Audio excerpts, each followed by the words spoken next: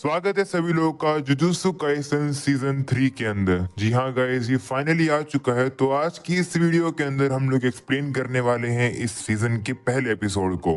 Episode की शुरुआत में ही हम लोग को अब काफी सारे एक्शन दिखा दिया जाता है। यहाँ पर हम लोग यूजी को देखते हैं जो कि एक काफी बड़ी कर्स एनर्जी से लड़ रहा है। इतनी बड़ी एनर्जी से लड़ते हुए भी वो बिल्कुल भी घबरा नहीं रहा है। यहाँ पर बस हम लोग को यूजी की कूलनेस को दिखाया जा रहा है। वो आराम से चॉकलेट खाता हुआ उस एनर्जी से भाग रहा है। भागते भागते अब फाइनली वो एनर्जी उसे पकड़ ही लेती है, जिसके बाद वो कर्स एनर्जी यूजी को अब एक काफी बड़ी बिल्डिंग के अंदर दे मारती है, जिस वजह से वो भी थोड़ा बहुत घायल हो जाता है। इस मौके का फायदा उठाकर वो कर्स एनर्जी उसे खत्म करने के लिए आती है, पर अब अचानक से कोई आता है और वो उस एनर्जी के ऊपर हमला करके उसे खत्म कर देता है। हम देखते हैं कि उस कर्स एनर्जी को खत्म करने वाला और कोई नहीं बल्कि सभी का चहीता और फार्मर यूटा है, जो कि अब अपनी तलवार का यूज करके यूजी को मारने की कोशिश कर रहा है। ऐसा इसलिए क्योंकि लास्ट सीजन में तुम लोगों ने देखा ही होगा कि यूटा को ऑर्डर्स मिले हैं सुकुना की वेसल यानी कि यूजी को मारने के लिए। दूसरी तरफ हम लोग को अब दिखाया जाता है कि जेनिन क्लैन में अब एक मीटिंग हो रही है।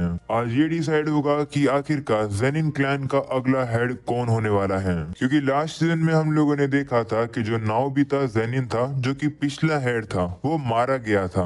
मीटिंग के अंदर अब हम लोग को नोया जेनिन नाम का बंदा जाता हुआ दिखाई देता है। वो भी दरअसल स्पेशल ग्रेड 1 का सोर्सरर है। मीटिंग में आकर अब उसे दो बंदे दिखते हैं जिनका नाम है ओगी और जिनीची। नोया को वहां देखकर वो उससे कहते हैं कि तुम काफी लेट आए हो। तो नोया कहता है कि इससे क्या ही फर्क पड़ता है कि मैं आऊं या फिर ना आऊं। ये तो ऑब्वियस है कि जेनिन क्लैन का अगला हेड मैं ही हूँ, कि जितने भी मेरे बड़े भाई हैं वो सभी यूजलेस हैं। नोया की बात सुनकर वो दोनों ही गुस्से में आ जाते हैं और वो उसके ऊपर हमला करने की कोशिश करते हैं, पर वो लोग इतनी भी सीरियस फाइट नहीं करते हैं। तभी वहां पर अब एक बंदा आ जाता है जो कि सभी लोगों को बताता है कि अगला हेड कौन होने वाला है। वो अब सभी को बताने लगता है कि थोड़े समय पहले ही जेनिन क्लैन के पिछले हेड नाओबितो मर चुके हैं। मरने से पहले उन्होंने कुछ लिखा है तो वो मैं तुम लोग को बताऊंगा। मुझे कहा गया था कि जब तुम तीनों एक साथ आ जाओगे तब मैं तुम्हें इस मैसेज को दूंगा। इसके बाद वो लेटर पढ़ता है और वो बताता है कि सबसे पहले जो नाओया है वही जेनिन क्लैन का अगला हेड यानी कि 27th हेड बनेगा, और टोक्यो जुजुत्सु हाई वर्ल्ड के अंदर जितनी भी एसेट हैं और जितने भी कर्स टूल हैं और जेनिन क्लैन वर्ल्ड के अंदर जितने भी हैं वो सभी नाओया को मिलेंगे। इसके लिए उसे ओगी की या फिर जिनीची जेनिन की परमिशन लेनी होगी, तभी जाकर वो उन एसेट्स को कंट्रोल या फिर मैनेज कर सकता है। ये सुनकर नाओया गुस्से में आ जाता है कि उसे परमिशन लेनी पड़ेगी, जिसके बाद वो बंदा बताने लगता है कि लेकिन अगर किसी कारण की वजह से गोजो सातोरू मारा जाता है या फिर वो अपनी खुद की इच्छा अनुसार कोई काम करने की एबिलिटी को खो दे, तो ऐसे केस में टोजी फुशिगोरो के साथ हमने जो प्लेज किया था वो कैरिड ऑन होगी, यानी कि मेगुमी फुशिगोरो को जेनिन क्लैन के अंदर ले लिया जाएगा और फिर उसे जेनिन क्लैन का अगला हेड बना दिया जाएगा और जितनी भी एसेट्स होंगी वो उसे मिलेंगी। ये सुनकर नाओया को काफी ज्यादा गुस्सा आ जाता है, जिसके बाद वो वहां से जाता हुआ कह रहा होता है कि ऐसे थोड़ी चलेगा, मेगुमी तो एक बच्चा है, उसे कुछ भी नहीं पता है, आखिर वो कैसे हेड बन सकता है। जिसके बाद वो अपनी नौकर से कहता है कि आखिरकार मेगुमी अभी कहाँ पर है, वो क्या कर रहा है। तो वो कहती है कि डिटेल में तो नहीं पता, पर मैंने सुना है कि वो टोक्यो के अंदर है, उसे काम दिया गया है यूजी इतादोरी को ढूंढने का। जिस पर अब नाओया पूछता है कि यूजी कौन है फिर, तो वो बताती है कि यूजी सुकुना का वेसल है। जिस पर अब नाओया कहता है कि ऐसी बात है तो ये बात हायर अप्स को बताओ कि मैं जाकर सुकुना की वेसल को मारूंगा। मेगुमी भी शायद से इस समय पर यूजी के साथ ही होगा, तो अब मैं जाकर उन दोनों को एक ही बारी में खत्म कर दूंगा। इस समय पर जो टोक्यो है वो एक डीमन इन्फेस्टेड हेल है, यानी कि वहाँ पर डीमंस भरे हुए हैं। इससे फर्क नहीं पड़ता कि लोग कहाँ पर और कैसे मरते हैं, कुछ भी हो जाए मैं मेगुमी को मारकर जेनिन क्लैन का अगला हेड ही रहूंगा।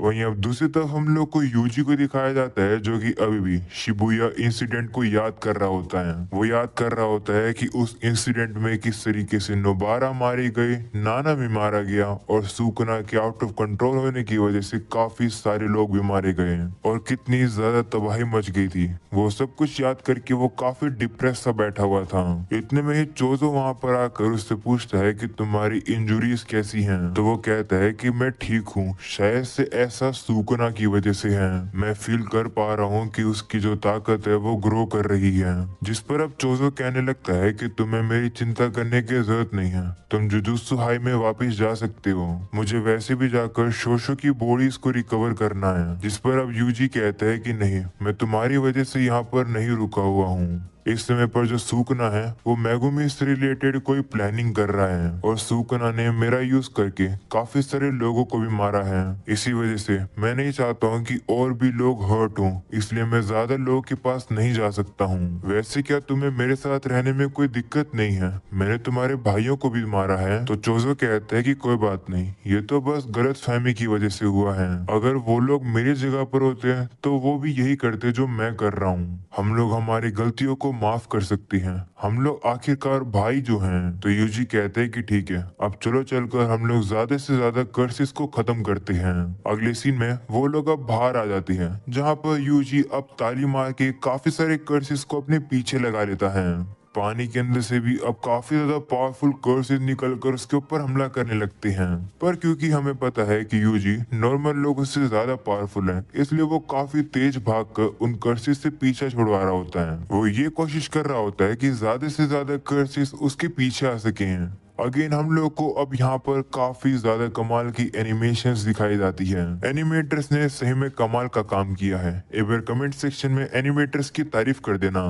देखते देखते हम लोग अब देखते हैं कि यूजी के पीछे तो अब काफी ज्यादा ही कर्सेस पड़ चुके हैं। वो अब उन सभी लोग को भगाता हुआ एक टनल के अंदर ले आता है। टनल के अब थोड़ा अंदर आने के बाद हमें पता चलता है कि चोजो वहीं पर ही वेट कर रहा था। और अब जैसे ही यूजी इशारा करता है, चोजो अपने ब्लड आर्ट का यूज करके उन कर्स एनर्जी को आराम से खत्म कर देता है। जिसके बाद हम लोग अब देखते हैं कि अचानक से एक और काफी पावरफुल सी कर्स एनर्जी अब चोजो को ही मारने वाली है। पर अब चोजो बिल्कुल भी डरता नहीं है, क्योंकि उसे पता है कि उसे यूजी बचा लेगा।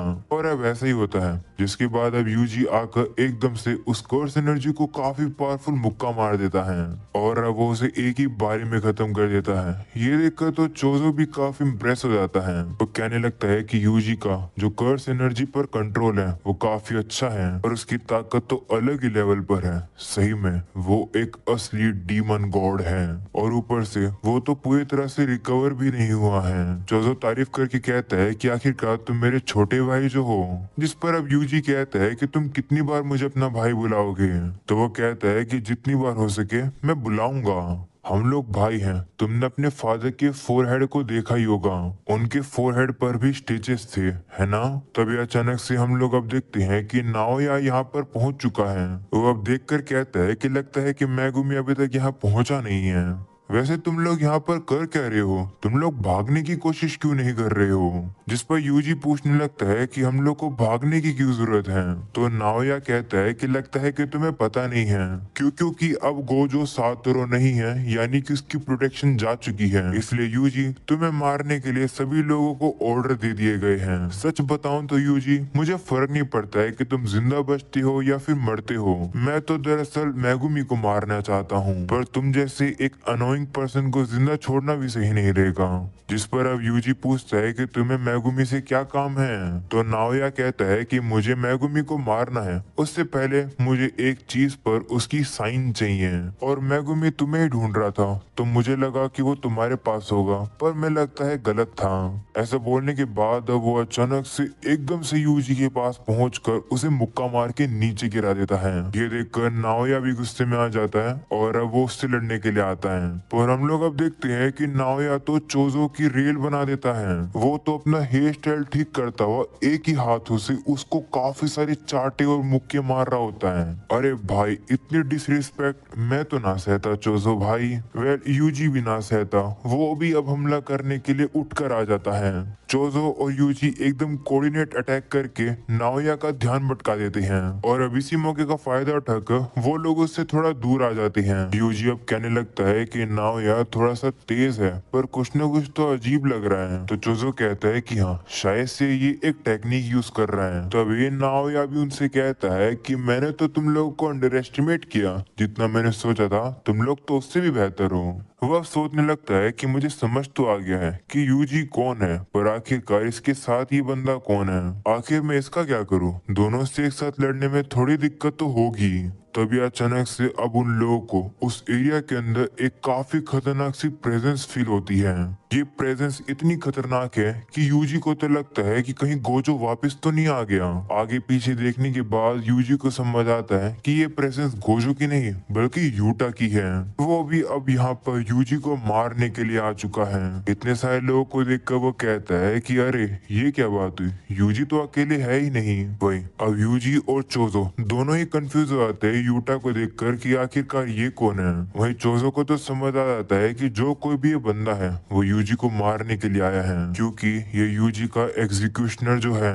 तभी यूटा अब अचानक से छलांग लगाकर पीछे आ जाता है। हम देखते हैं कि यूटा की छलांग ही इतनी पावरफुल है कि सामने वाली वो जगह ही टूट जाती है। सिर्फ हल्की सी लैंडिंग करने से ही वो अब अपनी तलवार निकालकर उन सभी लोगों से लड़ने के लिए तैयार हो जाता है। जो देखकर नाओया कहता है कि रुको, मैं तो तुम्हारी ही साइड हूँ, तुम यूटा ओकोत्सु हो है ना। ये नाम सुनकर यूजी को याद आता है कि मेगुमी ने यूटा के बारे में उसे बताया था कि यूटा एक स्पेशल ग्रेड सोर्सरर है, बिल्कुल गोजो की ही तरह। ये जानकर वो भी उससे लड़ने के लिए तैयार हो जाता है। जिसके बाद यूटा भी अब नाओया से कहता है कि आखिर तुम कौन हो। तो वो कहता है कि मैं नाओया जेनिन हूँ, मैं माकी का कजन हूँ। तुम्हारी ही तरह मुझे भी ऑर्डर दिए गए हैं यूजी को मारने के लिए। भाई ये सब कुछ अब देखकर चोजो अब यूजी से कहता है कि हमें यहाँ से जाना होगा। जो नाओया है उसकी स्पीड काफी ज्यादा हाई है और उसके पास ट्रिक्स भी हैं, उससे भागने का कोई भी फायदा नहीं है, तो मैं उसे यहाँ पर रोकने की कोशिश करूंगा।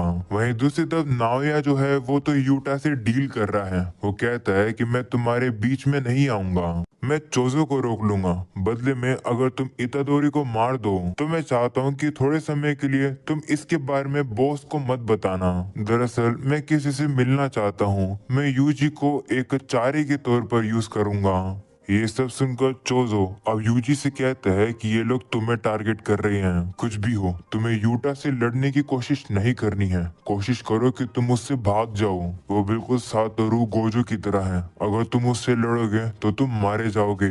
ऐसा बोलकर अब वो यूजी से कहता है कि जाओ, हम लोग काफी जल्द कल वाली लोकेशन पर ही मिलेंगे।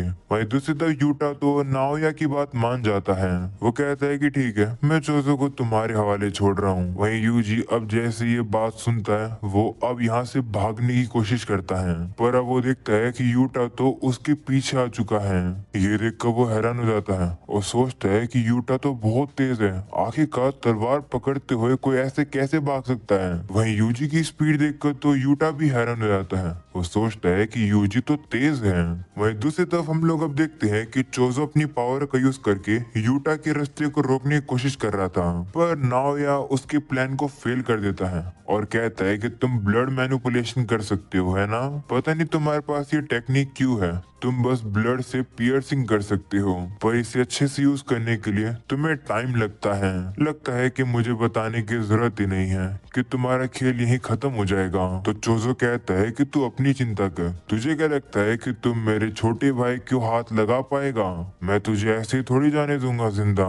दूसरी तरफ सीन अब वापस से प्रेजेंट का आता है। ये सीन हम लोगों ने स्टार्टिंग में ही देखा था, जहाँ पर यूटा हमला करके यूजी को नीचे गिराया हुआ है। तभी यूजी छलांग लगाकर उसके अटैक से बच जाता है। यूटा फिर से हमला करने वाला होता है, तभी यूजी भी काफी तेजी से पीछे आ जाता है। ये देखकर यूटा फिर से शॉक हो जाता है। वो सोचता है कि मैं श्योर था कि मेरा हमला इसे लगेगा, पर नहीं लगा। ऐसा बोलकर अब वो जाकर फिर से यूजी के ऊपर काफी सारे हमले करता है, पर यूजी अब उसके सभी अटैक्स को डॉज कर रहा होता है। लेकिन अब यूटा खतरनाक सी छलांग लगाकर यूजी को पीछे गिरा देता है, वो भी रोड पर। ऐसे करके यूटा अब उससे कहता है कि क्या तुम मेरे पावर अप को देखकर हैरान हो गए, दिखने में मैं तुम्हें पावर टाइप नहीं लग रहा हूँ है ना।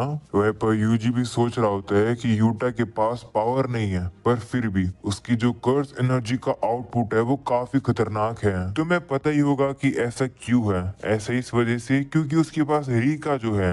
वहीं पर यूटा अब उसे कहता है कि सच बताऊं तो इस समय पर मैं कमजोर साइड हूँ। वहीं पर अब यूजी भी सोचता है कि हाँ, इसके अंदर पावर की कमी है, पर ये अपनी पावर की कमी को अपनी कर्स एनर्जी यूज करके पूरा कर रहा है। ये बिल्कुल मेरे ऑपोजिट है। ये सुनकर अब यूटा भी कहता है कि ओ तो तुमने नोटिस कर लिया। ऐसा बोलकर अब वो यूजी को बताता है कि दरअसल मेरे अंदर गोजो से भी ज्यादा कर्स एनर्जी है, पर क्योंकि गोजो के पास 6 आई है तो जब वो अपनी टेक्निक्स को एक्टिवेट करता है तो उसकी एनर्जी लॉस 0 होती है। परफॉर्मेंस के मामले में गोजो अभी भी नंबर 1 पर है। मेरे अंदर तो कर्स एनर्जी खत्म हो सकती है, पर गोजो के अंदर कभी भी नहीं। चलो बहुत बात कर ली, अब बारी है तुम्हें खत्म करने की। ऐसा बोलने के बाद वो फिर से अपनी तलवार से यूजी के ऊपर हमला करने के लिए आता है। वहीं यूजी अभी भी उसके अटैक्स को रोकने की कोशिश कर रहा होता है। वहीं लड़ते समय टोजी को अब टोडो की बात याद आ रही होती है, जहां उसने कहा था कि एक सोर्सरर जितना बेहतर होगा तो उतना ही मुश्किल होगा उसकी कर्स एनर्जी के फ्लो को पढ़ पाना। ये सुनकर यूजी अब कहता है कि इसका ये मतलब है कि जो टॉप टियर के सोर्सर होते हैं तो उनके पास ज्यादा प्रिसाइज कर्स एनर्जी का कंट्रोल होता है। तो इसका मतलब है कि आखिरी मोमेंट तक तुम उनके अटैक को प्रिडिक्ट नहीं कर सकते हो। पर यूटा के लिए ऐसा नहीं है, क्योंकि उसकी बॉडी के अंदर से कर्स एनर्जी कंटिन्यूअसली राइज हो रही है, उसकी तलवार से भी। बात यहाँ पर ये नहीं है कि मैं उसके मूवमेंट्स को रीड नहीं कर सकता हूँ, बात ये है कि यूटा के हर एक अटैक मेरी जान ले सकते हैं और मैं इसे जितना भी डैमेज दे दूं ये उसे कम कर लेगा। वहीं अब यूजी को याद आता है कि नानामी ने मरने से पहले यूजी से कहा था कि सारी चीजों को मैं तुम पर छोड़ रहा हूँ। वो याद करके अब वो यूटा से कहता है कि माफ करना, पर अब मैं अभी यहाँ नहीं मर सकता हूँ। ऐसा बोलने के बाद वो फिर से लड़ना शुरू करते हैं। यूजी अब यूटा के हमले से बचता हुआ आगे जाता है और अब वो एक गाड़ी में से एक नाइफ उठा लेता है। यूजी को अब ये भी याद आने लगता है कि गोजो ने उसे कहा था कि ये टाइप पर डिपेंड करता है। कुछ सोर्सरर वेपन हैंडलिंग को अपना फाउंडेशन बनाकर ट्रेन करते हैं। मैं भी नहीं चाहता हूँ कि जो कर्स एनर्जी कंट्रोल है वो नेग्लेक्टेड हो जाए।